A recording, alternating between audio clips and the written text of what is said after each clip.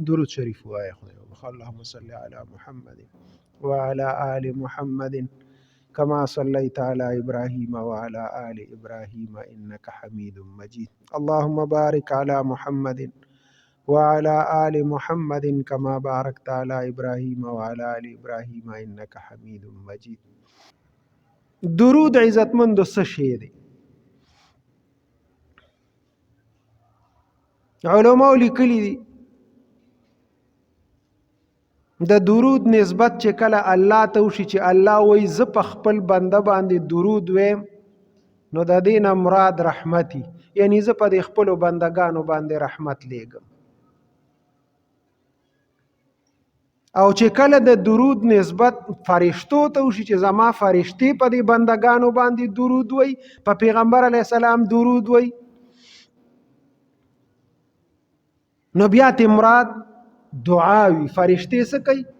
هغه رحمت نه لیږي، هغه دعا کوي یا الله دا بنده دی، خدای دته دا خیر ورکي، دا خیر ورکي، دا خیر وته ورکي.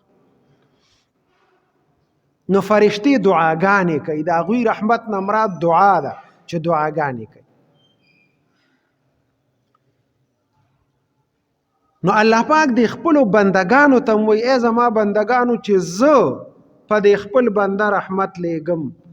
زما فرشتې درود لیږي، نو ای تاسو تم حکم دی، دا ستاسو پیغمبر دی، کله چې د نوم ذکر شي، نوم واغشتی شي، نو تاسو په د باندې درود شریف وایي. د دې وجه نه حکم دا دی چې کلم په یو مجلس کې د دوانو جهانو د سردار نوم واغشتی شي، محمد صلی الله علیه وسلم،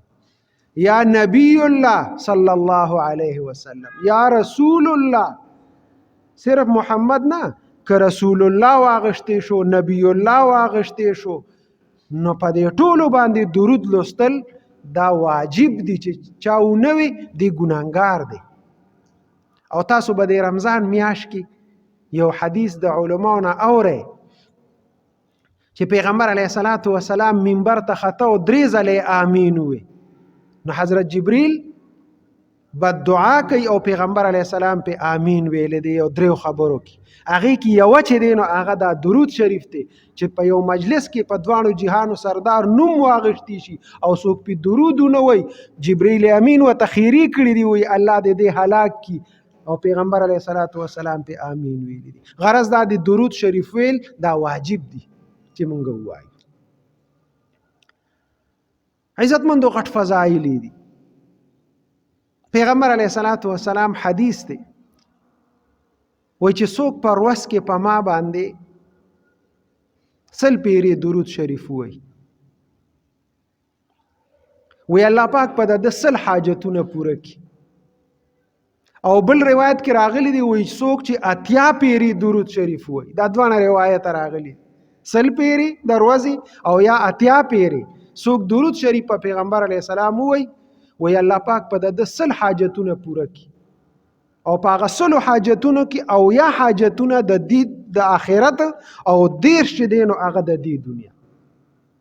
نو په آخرت کې چې او یا حاجتونه زمون پوره شي، کامیاب شو کنه، لاړو جنت ته بلاړ شو. او دنیا کې 10 حاجتونه چې ستا په 100 پیری درود باندې 10 حاجتونه پوره کیږي، نو زمونږ 10 حاجتونه نه دي الحمدلله، الله خو مونږ له اسې مرسره کړی دي. خو که چېرته داسې څه کمې وي زمونږ په ژوند کې او څه مونږ غواړو هغه حاجتونه ومراله الله پوره کړي. دا یو په درود شریف بیا چې سړی دا مونځ کوي، بیا دا تلاوت کوي، بیا دا روجي نیسي، بیا دا صدقه او خیراتونه کوي یا نور څه نیک اعمال کوي، دا ټول حاجتونه الله پوره کوي په هغې باندې. د دې وجه نه پیغمبر علیه الصلاة والسلام باندې درود شریف لوستل عزتمندو دا ډېر غټ فضیلت لري چې مونږ درود شریف ډېر وایو. د صوفیو کتابونو کې لیکلي دي وایي ډېر حاجتونه ذکر کړي دي، وایي چې چا باندې د سیلاب خطرې، چا باندې د دشمن خطرې، څوک قرضداري، چاته د روټۍ ضرورتي، یا دونه حاجتونه لیکلي دي کتابونو چې د هغې شمیر ګران دی. خو چې څه قسمه حاجت دی وي وایي درود وایه او دعا کوي وی الله پاک په هغه دعا ستاسو قبلي په هغه درود شریف د برکت نه. ځکه حدیث کې راځي وي چې تاسو دعا کوئ نو مخکې وروستو ته درود شریف ووایئ نو ستاسو هغه دعا به الله د هغې د برکته قبلي. او یو عالم یو مثال لیکلی دی وی دا چڼه وي که نه دا بعضې چڼه مونږ چڼې خورو هغه چڼه داسې بې قیمته څیز دی خو هغه د بعضې خلک داسې خوږو کې بنده کړي نو چې خوږو کې بنده کړي نو قیمت یې زیات شي نه هغه په ګرانه خرڅېږي هغه چړم په هغه خوږو په قیمت خرڅېږي. نو دقسې کومه دعا چې درود شریف کې رابنده شي مخکې وروستو ته درود شریف وویلی شي هغه دعا قیمتي شي هغه خدای پاک قبلوي. او وایي کومه دعا کې چې مخکې وروستو درود شریف نه وي وایي هغه د اسمان او د ځمکې په منځ کې راځوړند دی هغه خدای پاک نه قبلوي. نو درود شریف ډیر ضروری دی مخکې وروستو درود شریف د دعا نه. ابوالله سمرقندي رحمه الله یو بزرگ تیر شوی دی یو عالم دی هغه وایي ما د خپل پلار نه دا روایت اورېدلی دی وایي زما پلار ما ته دا قصه کوله چې سفیان ثوری رحمه الله یو بزرگ دی او د کراماتو خاوند دی وایي هغه یو ځل طواف کو بیت الله شریف نه په طواف کې یو سړی ولیدو چې هغه قدم په قدم درود شریف وایي حالانکه مطلوب نه دی درود شریف تسبیح به وی سبحان الله به وی الحمدلله به وی دا دعاګانې به وی کومې دعاګانې چې ستا حاجت یې هغه به وی هغه چې به قدم اغشته نو درود شریف قدم به اغشته درود شریف. نو سفیان ثوری رحمه الله ورته ورنږدې شو ورته وی که څه شرعي مسئله نو هغه مونږ ته بیان که چې مونږ هم وورو چې شریعت غواړي چې دا مطلوب وي چې یاره دا درود شریف نو هغه مسله مونږ ته وکړه. نو هغه سړي ورته وی ته څوک یې نو ده ورته وی زه سفیان ثوری یم. نو سفیان ثوری په هغه زمانه کې یو نوم دنیا پیژنده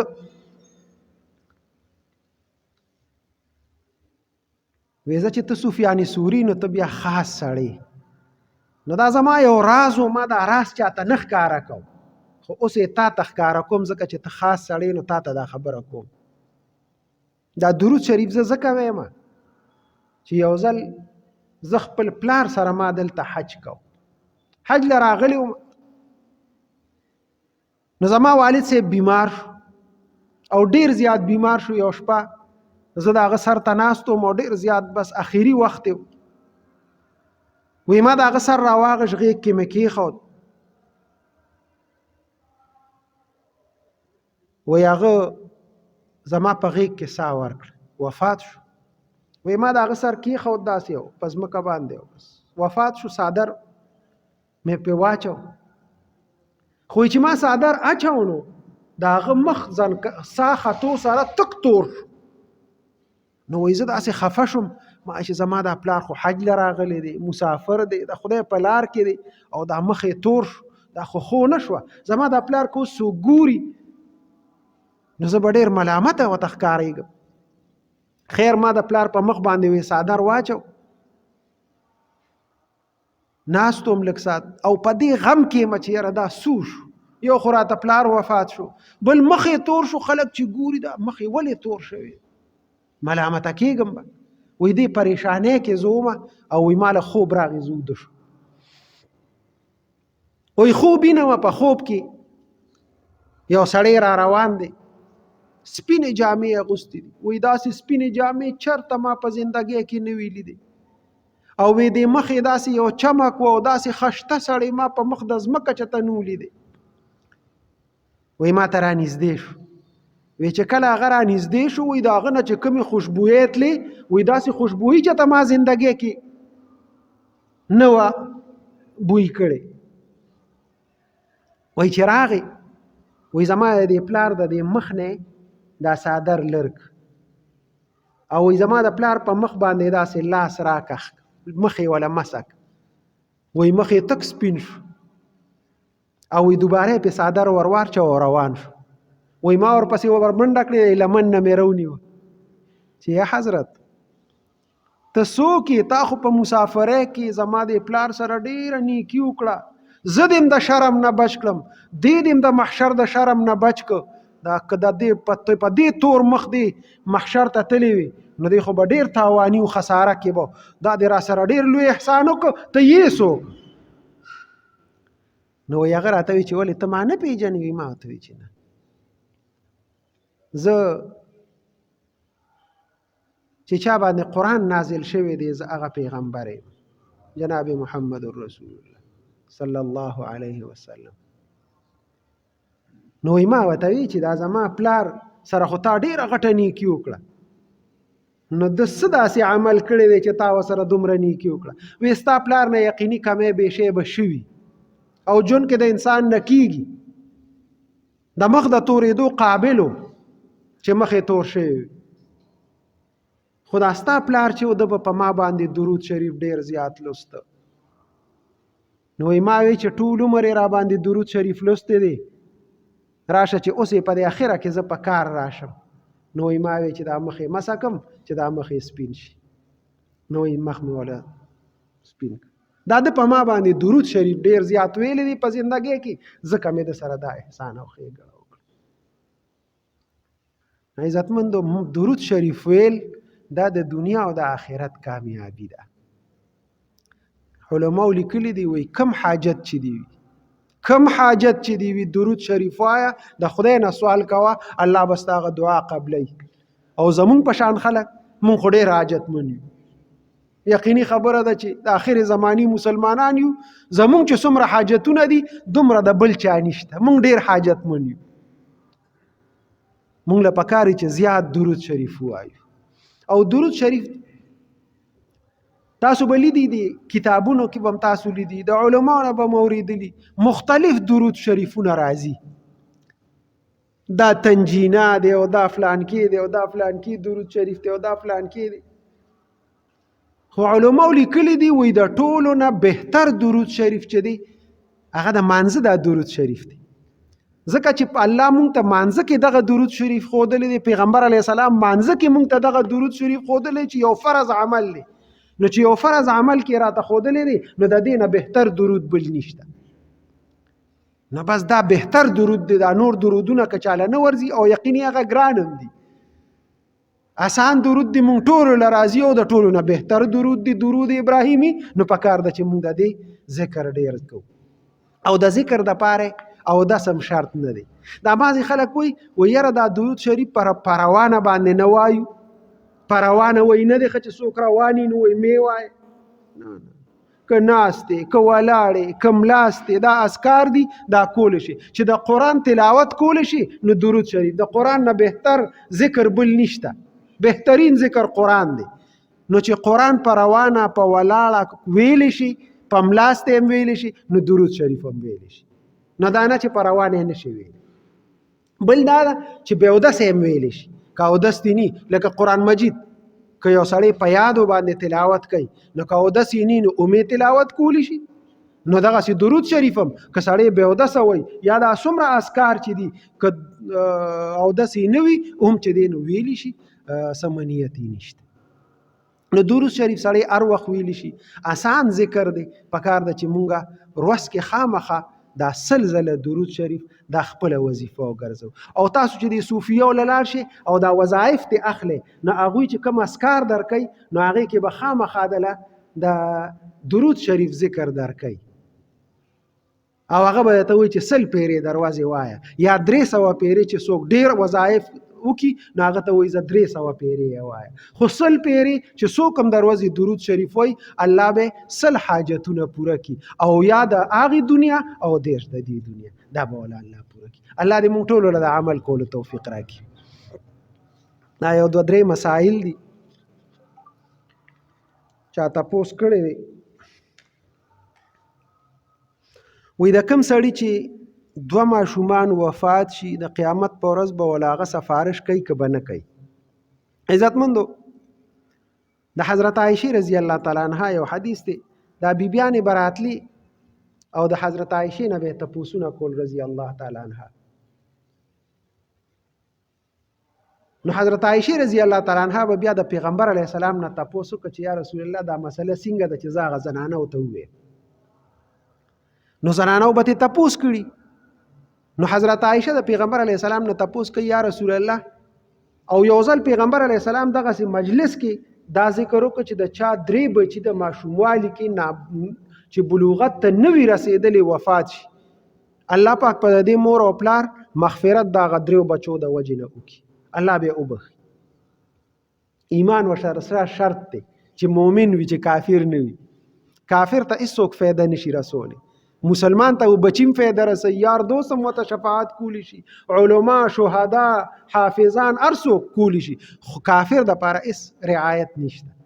دا د مسلمان د پاره یو مؤمن بنده چې درې بچي په ماشوموالي کې وفات شي نو پیغمبر علیه السلام فرمایل وای دا به بچی د شفاعت کوي او الله به د دې مور او پلار مغفرت وکړي د دې بچو د وجه نو حضرت عائشه تپوس کوي یا رسول الله که د چا دوه وفات شي پیغمبر علیه السلام وته هم دقه سیدا هم مغفرت پې کوي د مغفرت کیږي یا رسول الله که یو بچی وفات شي ماشوم پیغمبر علیه السلام وته فرمایل که یو وفات شي به الله بخنه کوي نو حضرت عائشه دې تاسو کې یا رسول الله کدا چا مړ بچي پیدا شي نو دا غس حکم دی نو پیغمبر علی السلام وته فرمایل وې کدا ویني یو ټوټه ولی نی پیدا شوی خو الله پاک په دې مور او پلار مغفرت کوي د دې د برکت دا الله پاک موږ سره رعایت کړی د چا چې بچي بیګا ماته چا ټلیفون یو سړی ویره دغه سي زما خورکه دا د هغه بچي وفات شوی اوس هغه ډیر زیات خپه دي او خوبونو کې ویني زما خور زما مور زما خزه فلان کې ټول خوب کې ویني او ډیر په بد حالت کې ویني هغه ماشوم نو دا هغه ماشوم څه قصور دی چې په اور کې ویني یا په بل بد حالت کې ویني نو ما وته مې دا هغه ماشوم قصور نشته مې قصور ستاسو دی مې دا تاسو خفګان ډیر زیات کوي بس بچي وفات شو اگر چې زړه به دردمند وي خامخه اولاد دی خو نه د حد نه زیات نه پیغمبر علیه السلام د سترګو نه اوښکې ورپسې توی شو ابراهیم پسې یو صحابي ورته وایي یا رسول الله تم جاړې هغه ورته وایي آو زما د زړه کې نرمي شته رحم شته معلوم جړه راځي شریعت چې منې کړې ده د سترګو اوښکې نه دي منې کړې جزع او فزع منې کړې ده چې مخ تندې به نه وخې سر به نه وخې ګریوان به مې دا زنانه چې دي دا خفګان ډیر کوي مې دوی ته ووایه چې دوی خفګان نه کوي بیا به ټیک شي بیا به خوب کې سم ویني مې دا الله دوی ته تنبیه ورکوي چې مه کوئ دا خفګان خوشحاله شئ په دې باندې چې الله هم د آخرت توخه برابر کړه الله ستاسو بخنه د دې ماشوم په سر باندې وکړه نو په دې باندې خوشحاله کېدل پکار دي چې الله مال دا مرتبه راکړه چې زه د یو مړ ماشوم پلار وګرځول یا مور وګرځول نو الله پاک مغفرت کوي کله یو زنانه صرف اسی یو ټوټه وینم پیدا شي الله چې دینو پاغي باندې د مور او پلار مغفرت کوي بلې مسلې تپوس کوي وای پیر ته سجده کول څنګه دي پیغمبر علیه السلام فرمایي که سجده الله نه علاوه بل چاته جایز وي نو وای ما به خزو ته ویلو چې د خاوندانو ته سجده کوي سجده هیڅ چاته نه ده جایز نه پیر ته جایز ده نه عالم ته جایز ده نه پیغمبر ته جایز ده چې پیغمبر ته نه ده جایز بل بچاته جایز ادب او احترام شته د صوفیو نیکانو صلحو علماو د مور پلار خصوصا مونږ د بزرګانو تندیخ کولو لاسونه خولو خو په زندګۍ کې چې د مور پلار تندې نه دی خول کړي د مور پلار لاس هم نه دی خول کړي د ټولو نه غټ اولیاء او بزرګان هغه مور او پلار دي د مور او پلار لاسونه خول کې پته نشته دغه ولی ته لاس کولې دا بیا د خدای خوښ یا به نه خوښ خو زه خیر دی دا د الله خوښ بنده دی دا ټول خلک وایي چې یاره دا د الله خوښ دی ټیک شو د الله نیک بنده دی خو سجده ورته نه ده جایز که چا د هغه تندې ښکل کو او یا لاس یې ښکل کو خو لاس ښکلولو کې به هم دا احتیاط کوي چې سر به نه ښکته کوي که د هغه لاس ښکلی که د هغه تندی ښکلی اجازت شته جواز شته خو سر ښکته کول نشته. سر ښکته کول د الله نه علاوه بل چاته نشته. قدر او احترام په خپل ځای دی د علما او صلحا او بزرګان. وای کم سړی چې د جمعې په ورځ وفات شي نو آیا دا د جمعې ورځ او د جمعې شپه دته څه فایده ورکوي؟ عزتمندو صحیح حدیث دی، صحیح حدیث د پیغمبر علیه الصلاۃ والسلام چې څوک د جمعې په ورځ یا د جمعې په شپه باندې وفات شو د دې جمعې ورځې او د دې شپې د برکته الله به د قبر عذاب د دنه مؤخر کی او وروسته به کی عذاب به الله د قبر نه ورک. او پیغمبر علیه الصلاۃ والسلام فرمای چې قبر د آخرت د منزلونو نه لومبه منزل دی او چې لومبه منزل د چا کامیاب ان شاء الله مخلص ته هم کامیاب. اوس په تاسو وای چې یو سړی دی او د چا حق دی په د چا قرضدار دی د بل سړي ځمکه قبضه کړي د بل سړي دولت قبضه کړي دی حقوق العباد دی نو آیا د دې به الله بخي چې الته خلکو نه دی بخلی نو الله څنګه وبخي؟ عزتمندو د هغې دپاره هم حدیث کې حل راغلی وی پیغمبر علیه الصلاۃ والسلام حدیث دی وی الله پاک په د قیامت په ورځ دا دواړه کسان راوغواړي دا یو حقدار او دا بل سړی چې د چا په حق دا به الله راوغواړي دی چونکې د جمعې په ورځ او د جمعې په شپه وفات شوی دی چې دا د کوم بنده په حق دی دی بنده ته به الله وفرمایي چې هغه مخامخ بنګله ده دا معنی ده دا جنت دی دغه جنت دی خوښ دی او که دې سړي باندې ستا قرضه ده ستا حق دی پې هغه دله واپس کی او که هغه جنت دی خوښ دی هغه به ورته وایي یا الله که نورې غواړي نورې به م وله ورکړم خو دغه جنت مې پکار دی دغه مې نه دی پکار دا خپل حق مې نه دی پکار الله به یې راضي کي په هغې باندې په هغه جنت باندې به یې راضي کي هغه به ورته معافي وکړي چې دی ما بخلی دی او الله به دې سړی جنت ته بوځي دا دواړه به خدای پاک جنت ته بوځي. نو دا د جمعې شپې او د جمعې د ورځې دا یو خاص فضیلت دی پیغمبر علیه السلام بیان کړی دی او صرف د قبر دپاره بیان کړی دی خو قبر چونکې د آخرت د منزلونو نه ړومبې منزل دی چې دې کې کامیاب شو انشاءالله مخکې به هم الله مددګار شي او الله به ورسره امداد وکړي. نو دا ډېر لوی فضیلت دی چې الله چاله ورکړي د جمعې ورځ دی یا د جمعې شپه. خو ګوره یاد ساتئ دعا به نه کوئ چې یا الله ماله مرګ راکړي نه نه مرګ به د مرګ سوال به نه کوئ. پیغمبر علیه الصلاۃ والسلام نه چا تپوس وکړه یا رسول الله بهترین سړی کوم یو دی د الله په نیز باندې پیغمبر علیه السلام ورته وفرمایل بهترین سړی هغه دی چې عمر یې ډیر وي او نیک عمل یې زیات وي. نو چې عمر ډیر شي د عمر سوال کوي خدایا ډیر عمر راله راکړي د مرګ سوال دا ناجایز دی. د جمعې په شپه یا الله که مرګ راکې نو خدایا مرګ مې د شهادت کې مرګ راله د جمعې په ورځ بیا راکې د جمعې په شپه راله راکې دغه دعا پکار ده خو د مرګ سوال بالکل نه دی پکار دا ناجایز دی. الله دې موږ ټولو له د عمل کولو توفیق راکړي. یو سوال د نور دی خو وخت کم دی نو انشاءالله بیا بلې جمعې له بیان ګناهونه معاف کړي شرعي حاجات هم پوره وګرځي ظالمانو مفسدانو هم په امان کې وساتي. خدای زموږ څومره مردگان شوي دي مغفرت یې نصیب کړي درجات عالیه نصیب وګرځي. څونه بیماران دي الله شفا کامله ولا ورکړي. حاضره جمع کې د چا څه شرعي حاجات دي الله ټول شرعي حاجات زموږ پوره وګرځي دنیا او آخرت هم ښه کړي. وصلی الله تعالی علی خیر خلقه محمد و آله و اصحابه اجمعین. سنت کوي خدای وبخښي.